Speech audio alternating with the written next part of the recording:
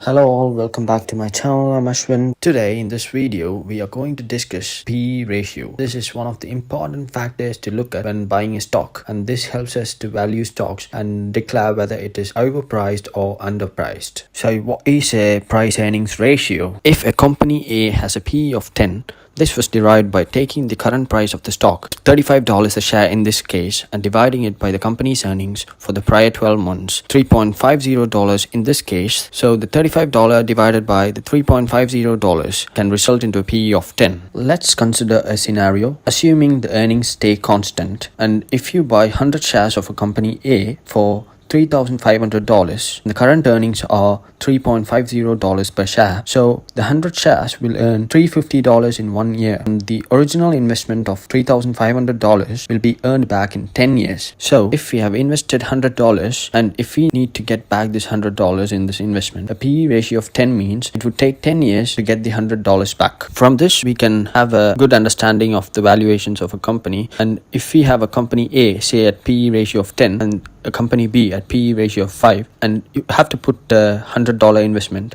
and if we need to know when will we get this $100 back, if we buy the PE ratio at 5, it means that we can get the initial investment back within 5 years, and if it is a PE ratio of 10, it means that the initial investment can be bought back within 10 years. So to understand clearly, I would like to explain this in two scenarios. Firstly, I assume that the company's earnings stay constant and the initial investment amount is $100. So the first scenario is a company A with a PE ratio of 10, and the second scenario is the company B with a PE ratio of 5. So in scenario 1, the $100 can be earned back only in 10 years, whereas in scenario 2, the $100 can be earned back in 5 years. A company with high PE ratios must have good earnings growth to justify this price. Let's take an example. In 1972, McDonald stock was bid up to $75 a share, which gave it a PE of 50. Later, the stock price was reduced from $75 to $25, and the PE ratio was 13 at that time. So it was simply overpriced at $75 in 1972, and there was nothing wrong in the company.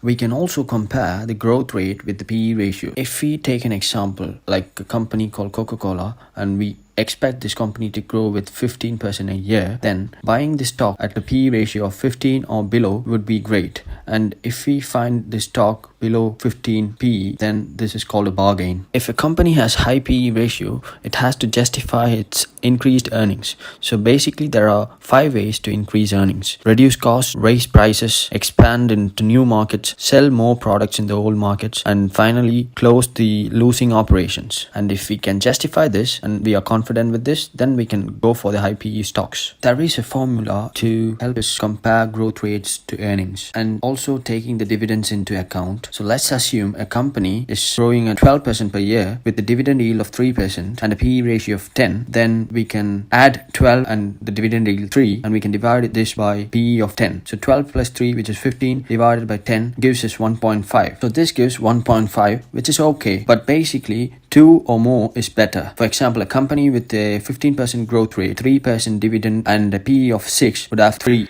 Thank you for watching. See you soon.